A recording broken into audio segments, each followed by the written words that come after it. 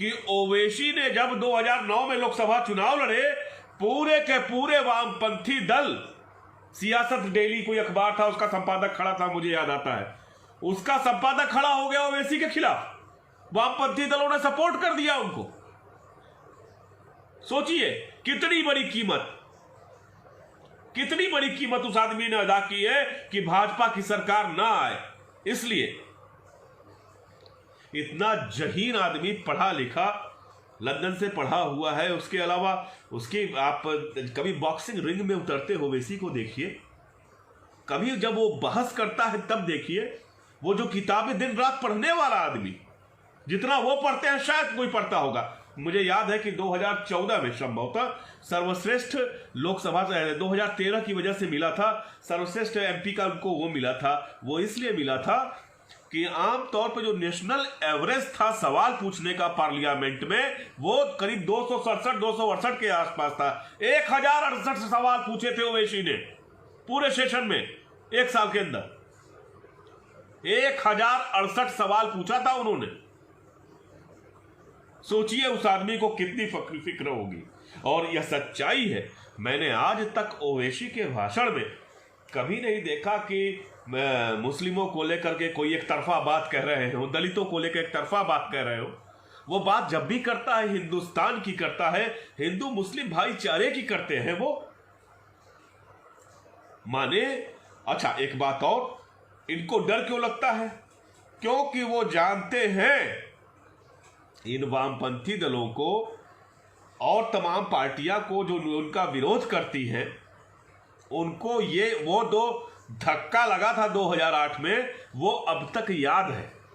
और लोगों को पता है कि ये आदमी लोकतांत्रिक मूल्यों के लिए, समाजवाद के लिए किसी का भी हाथ पकड़ लेगा, ये बीजेपी को नहीं आने देगा। तो जो मन में, हृदय में, अंदर भीतर छुपा के रखते हैं मोदी जी को, जेपी नड्डा को, अमित शाह को, तमाम दल ऐसे हैं। बहुजन समाज पार्टी एक बड़ा उदाहरण रही है आप लोगों के सामने। या लोग, जो लोग भयभीत हैं बीजेपी से, वो लोग असदुद्दीन ओवैसी का विरोध करते हैं। सोचने की बात है, जब आंध्रा में चुनाव, मैं फिर से कह रहा हूं, 2009 में लड़े तो तेलुगु देशम पार्टी, तमाम लोग, तमाम संगठन, उनके वामपंथी दल, सब के सब उस आदमी के खिलाफ क्यों हो गए थे? क्या गलत करता है वो, ये बताइए, कौन सी गलती करता है? हमेशा पाकिस्तान गया उसने जाकर के मणिशंकर अय्यर के साथ, मैंने लाइव डिबेट देखा है, शायद कहीं आपको टीवी पे मिल जाए। साफ साफ बोला, किसी भी कीमत पर आप भारत के मुद्दे पे क्या बोलते हो भाई? हम भारत में हिंदू मुसलमान भाई भाई हम सलट लेंगे, तुम अपना देखो। आप शाह आलम समझ रहे होंगे, दरअसल हम अच्छे पॉलिटिशियंस को स्वीकार नहीं करना चाहते, और खासतौर से वो अल्पसंख्यक हो, दलित हो, तो हम उसको, तमाम अवसरवादियों को स्वीकार कर लेंगे। हम रामविलास जी को स्वीकार किए, चिराग को स्वीकार कर लिए, लेकिन हम असदुद्दीन ओवैसी को स्वीकार नहीं करेंगे। क्यों नहीं करेंगे? प्री पोल अलायंस नहीं किया इसलिए नहीं करेंगे। पहला आदमी है, चुनाव पिछली बार 2000, मुझे याद है कि 2015 में 1 सीट नहीं जीता था उन्होंने, 5 सीट जीता, जमीन खड़ा करी, कैडर बनाया।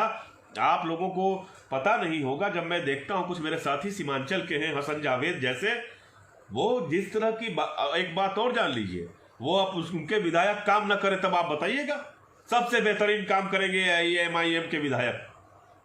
ये 5 साल अगले आप देख लीजिएगा इस चीज को।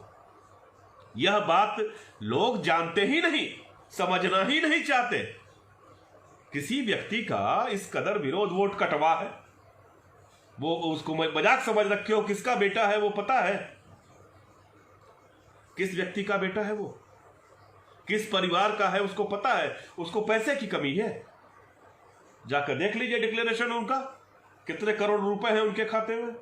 वो पैसे के लिए चुनाव नहीं लड़ रहा, उसको अपना व्यवसाय नहीं चलाना है। एक आदमी कोई कह रहे थे, कोई मुस्लिम भाई कह रहे थे कि व्यवसाय के लिए अपना वो ये सब कर रहे हैं। कौन सा व्यवसाय? बिहार जैसे गरीब राज्य में कौन सा व्यवसाय करेंगे? पहला आदमी है, चुनाव का नतीजा घोषित हुआ, राजद से साफ साफ कहा कि नहीं, मैं महागठबंधन, लालू जी मैं आपके साथ खड़ा हूं, लालू जी मैं आपके साथ खड़ा हूं, लेकिन यह मत सोचिएगा कि डर के खड़ा हूं, इसलिए खड़ा हूं क्योंकि बीजेपी सत्ता में ना आए, इसलिए खड़ा हूं।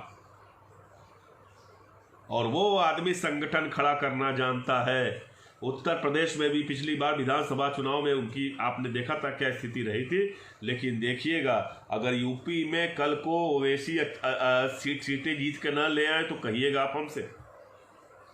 अब तो उनकी पार्टी का और विस्तार होगा। सीमांचल में 5 जीते हैं, अगली बार विधानसभा चुनाव होगा 25 जीत जाएंगे वो।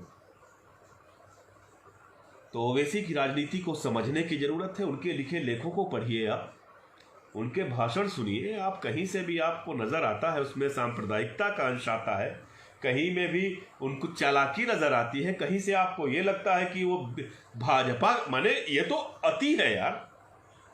जिस आदमी ने अपना पूरा करियर दांव पे लगा दिया भाजपा के विरोध के लिए, पूरी राजनीति उसके भाजपा के विरोध पे है, बार बार बार बार तमाम तरह के विरोध उसका। ये क्या है? मुस्लिम है इसलिए भाजपा के साथ चला गया, चुनाव में खड़ा हो गया दूसरे राज्य से आकर के, इसलिए वो भाजपा के साथ चला गया। ये इस किस्म की राजनीति नहीं करनी चाहिए, ये गलत बात। वो बिल्कुल अलग टाइप का ऐसा मैंने देखा ही नहीं पार्लियामेंट्रियन। पार्लियामेंट में जब वो बहस करते हैं तब देखिए उनके बात कर। एक बात और बताऊं जो शायद आप लोगों को नहीं पता होगा, तमाम पार्टी के राष्ट्रीय अध्यक्ष ऐसे हैं कि अगर आप उनसे मिलने की कोशिश करिए तो आपको लगेगा कि अरे भगवान कैसे मुलाकात हो जाए। जिस वक्त भाजपा सत्ता में नहीं थी, मुझे याद है कि मैंने, अब नड्डा जी अध्यक्ष बने हैं, सत्ता में नहीं थी, 2013 की बात है, मैं नड्डा जी से मिलने गया, मुझे 25 से 30 मिनट इंतजार करना पड़ा। ओवैसी जी को एक बार फोन किया, उन्होंने कहा तुरंत आ जाइए, कोई बात नहीं। तो यार बड़े कहने की बात है, वो इतना सुगम है, उसके कंस्टिट्यूएंसी के लोग इतना जल्दी आसानी से मिल सकते हैं। वो खुदे मजलिस लगा के बैठ जाएगा, अपने इर्द गिर्द लोगों को खड़ा कर लेगा, मोटरसाइकिल चलाने लगेगा, बैठ जाएंगे लोग उसके अगल बगल में। ऐसा नेता चाहिए ना। इससे क्या फर्क पड़ता है कि वो दाढ़ी रखता है, टोपी रखता है, इतनी बड़ी शेरवानी पहनता है। जाकर देखो बॉक्सिंग रिंग में जब उतरता है, टी शर्ट पहन करके जाकर देखो, शर्म आएगी या क्या अपनी पर्सनालिटी पर शर्म आएगी जब उसकी पर्सनालिटी देख लोगे जब वो बॉक्सिंग रिंग में बॉक्सिंग करता है। शानदार नेता। और हमें यह सब, ये दरअसल हमारी छोटी सोच को बताता है।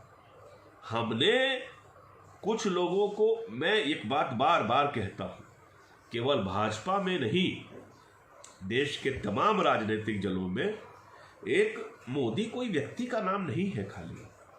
मोदी जी, नरेंद्र मोदी एक व्यक्ति है। उनका जो अक्स है, अक्स वो तमाम राजनीतिक पार्टियों में दिखाई देता है। तमाम लोग जो धर्मनिरपेक्षता की बात करते हैं उनमें दिखाई देने लगा और नजर आता है साफ साफ। अरे यार सब तो ठीक है, लेकिन मुस्लिमों का मन नहीं बढ़ना चाहिए। मालूम हुआ कि वामपंथी पार्टी की है। अरे यार क्या मन बढ़ना क्या होता है? क्यों नहीं मन बढ़ेगा? क्यों इस देश के हिंदुओं का, इस देश के मुसलमानों का, जो इस देश के स्वतंत्र नागरिक हैं, इस देश की नागरिकता ले रखे हैं, उनका मन क्यों नहीं बढ़ना चाहिए? आजाद भारत के हिंदुस्तानियों का, जिसमें हिंदू मुस्लिम सिख ईसाई सब है, मन क्यों कर नहीं बढ़ना चाहिए? मन बढ़ा के रखना चाहिए, मन को छोटा करके नहीं रखना चाहिए। बढ़ने दो मन। असदुद्दीन ओवैसी का आज देखा कि टीएमसी का कोई बोल रहा था, एमपीए की विधायक है कि प्रदेश अध्यक्ष है, वो बोल रहा था कि ओवैसी बीजेपी को वो कर रहे हैं। क्या किया है तुमने? हम नहीं जानते हैं, नहीं बोलते हैं टीएमसी के बारे में। तो क्या सोच रखा है तुमने?